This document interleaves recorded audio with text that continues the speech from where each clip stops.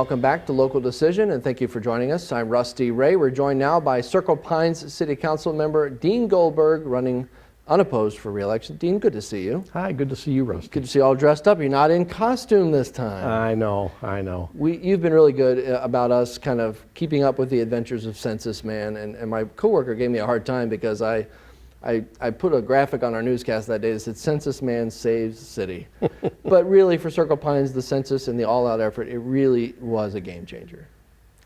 It was for us, and to get a count of over 5,000 was incredibly important to us. So we put some effort to it, and thank goodness it worked out. Yeah. We were very pleased at that. Circle Pines, what makes it, in your mind, unique? It's next door to some similar sized cities, surrounded by some larger communities, Lino Lakes and Blaine. What about Circle Pines, the way it's laid out, the variety of properties there, or not variety of properties? Is there something that really makes it unique in your opinion? There is. There's a few things. I think Circle Pines is a small city in the middle of a bunch of larger cities. And yes, we're surrounded by other small cities, but they're growing. Mm-hmm. And they're building multiplex buildings, and we're a tiny city. All of our land is built up, so we can't really do that. But in the midst of all of that, we have a number of parks and trails that are gorgeous and that are really, to me, the gem of the city. It's just a beautiful opportunity for people to get out and be outdoors. And our city was started as a commune or a co-op, mm-hmm. and having parks near where everybody lives was part of the plan, and they followed through with that throughout the years. So. You mentioned Lexington next door. There's been a degree of redevelopment there, as you mentioned, mm-hmm. raising some older buildings or even homes and putting up apartment buildings. Mm-hmm. Doesn't seem like that's the kind of thing that might be in Circle Pines' future. But are there any possibilities for redevelopment that you can see, or ways to diversify the development going forward, knowing that it is built out? Yeah, I think there's one piece of property that is undeveloped in Circle Pines. It's kind of been a thorn in our side for a long time because it's something that drives the citizens nuts because it's a piece of property that just looks bad. I know which one you're talking about. And it's the former site of the Down Under Bar. Mm-hmm. And fortunately, in my first term, we were able to call out that the building on that land was blighted, and so it was torn down. But there's now a big hole in the ground, and it's still an unsightly piece of property, and it's not doing anything in our city. And it remains an eyesore, and our citizens and council and everybody would really like to see that land developed. So that's a big challenge for us. We've been talking to the person who owns it. It's owned by a private individual, and we would love to purchase it, but we're pretty far apart in terms of our opinions of the value of the land. So we have some work to do, but we believe we can get some stuff done and get that land developed and into something that the city and the citizens that live there are proud of. And there's been little pieces here and there, or there was a strip to access the water tower, and there were some things the city has done really trying to get that narrowed down and really trying to get that to where it needs to be, so that once, if there is an agreement, you can move on from there and do whatever you need to do. Yeah, that's true. We have done some of that work. A portion of that land actually is ours. Mm-hmm. It's the portion the horseshoe pit used to be on from mm-hmm. the bar. That is Circle Pines property, and so we own a little strip of property, but the rest of it does belong to that private individual.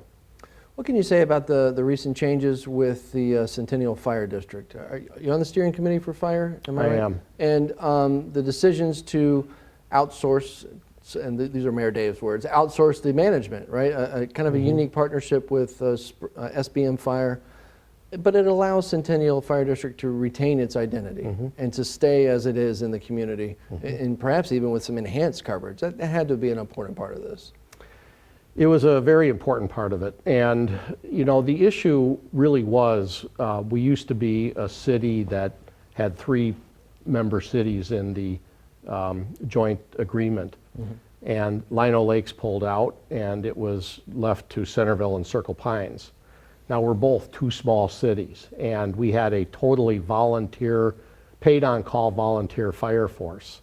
So during the evening hours and weekends, we had great coverage, but during the day, we relied on other fire departments to answer the bell if it rang, largely to answer the bell if it rang, because we don't have full-time people on staff. And so that model of full-time on-call works well for a small city because they can afford it, Right. but it doesn't work well in terms of answering the bell quickly. I'm not saying our call time was poor. It was good, but it's mostly being done by surrounding fire departments that do have people on staff. So we moved to what I'll call a regional model, where with Spring Lake Park Blaine Mounds View, or SBM, we have a relationship now with them that allows us to partner with multiple cities, get better coverage, more rapid response times at a lower administrative cost to our city. And I think for small cities, this is going to be the model of the future. Because small cities, fire departments are very expensive. Oh, yeah. I once asked the former chief what keeps him up at night, and he said, money will suck, the fire departments will suck the money right out of your wallet. And they're very expensive, and small cities wrestle with how to pay for that. This is a great model, and I think it will expand once we demonstrate the success of that. Anoka County is fast working on plans to hopefully find a way to complete the Rice Creek Trail, the bike trail, the footpath there, coming up behind Golden Lake Elementary and going back behind the neighborhood there. That's something that the residents enjoy, the connection of the amenities, Rice Creek Trail and the parks, but also the trails within the communities. Again, those amenities, the reasons why people move to the North Metro and Circle Pines specifically. Encouraging to see the county finally coming close to maybe having something worked on there? Yes, we're delighted by that. They presented to us a little over a year ago several options, and we outlined the one we liked, which I have no doubt was the most expensive option. But it didn't take the trail out onto the streets and through neighborhoods. Right. It kept it into the nature part of the trail. And so I don't know where they are with what plan they've landed on, but it's something that we're very excited about, and our citizens are too, because it just adds to the beautiful trails that we've got, and it allows people to use that land to travel from one spot to another and using their bikes to do so if they want to do that. What do the next 4 years look like? What do you and the rest of council, what do you personally like to see for the city and the council to focus on now, knowing that you've got another 4 years? COVID takes up some of the time, but let's assume that maybe a year from now it's a thing of the past. We sure hope so. But looking ahead, what would you like to see the city focus on?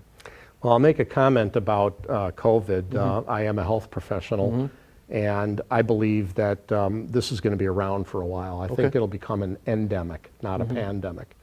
And so we will need to still be wrestling with that. But I think there are a couple of things that the city needs to address. We are just completing our major road projects, series of major road projects was started in, I believe, 2006.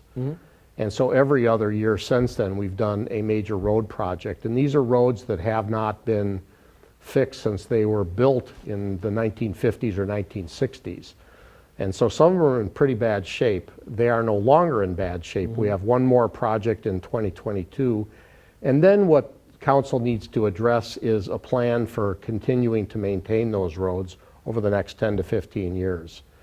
We need to incorporate that into our budget instead of the way we're doing it now, which is to secure bonds, using bonds to fund the major road projects. But we'd like to ideally incorporate that as an annual expense into the budget and make sure that the roads that we've just spent a lot of money on are maintained well. Another major project, I believe, next summer would be something that the state or the watershed district, or yes, the Rice Creek, they'll be looking at a ditch, and the joke was that there'll be, some people may have work in their front yard with the roads and then their backyards with this. But these are both important projects, and it does impact people maybe even during the nicest part of the year. But as you and others have said, it's a long-term investment. It is, and it's going to be ugly for a group of neighbors who have the street projects going on in their front yard, and in the backyard, the ditch being maintained. The ditch is an Anoka County initiative. They have not done anything to that ditch for 70 years, and it's in dire need of repair. And so this will be a major project, as will the roads in front of their homes. But at the end of it, the ditch will be in great shape, and the roads will be in great shape, and those homes will be happy with what they've got, I believe. Yeah, busy summer, but maybe a noisy summer, and the city has done great to try to communicate this already to them, even a year in advance. They were having questions answered and things like that. That's kind of part of this process too, so that everybody understands these processes and everybody understands what will happen. And they still may have concerns or still may have something pop up here or there, but from the front end, the city does what it can to explain it. We do. We had Anoka County come out and they met with our citizens, and the room was pretty packed so that they could learn about it, ask questions, get their concerns addressed, and I think they did a good job of that. So I don't know if we have another session scheduled, but there will be other communications going out from the county, and probably not from us, but from the county. That'll keep people informed. We'll wrap it up with another Census Man question. And I just thought about this. Was there anything in that outreach? You were all over the state in some cases, certainly all over the Twin Cities. You had national media exposure in some cases. Is there anything that you learned about other communities or even about your own community through that Census Man process that you take with you and can maybe even apply to your position here with Circle Pines, or at least learned and can maybe put into context what's already happening and going well in your city? Well, the one thing that I learned wasn't necessarily so much about other communities, but I learned that it takes a village to raise a census.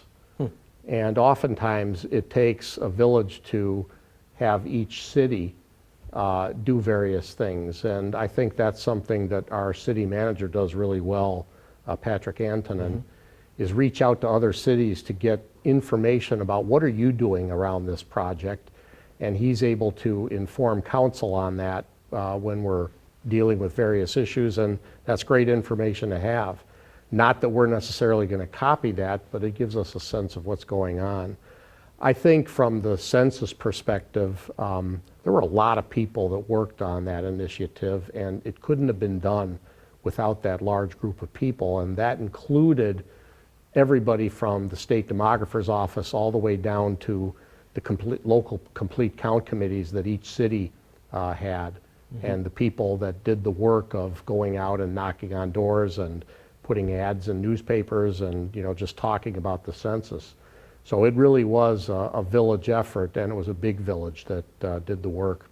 Well, it happened. Yeah. It happened for Circle Pines. It did. All right. Dean Goldberg, thank you for being here. Thanks for having me. I appreciate it.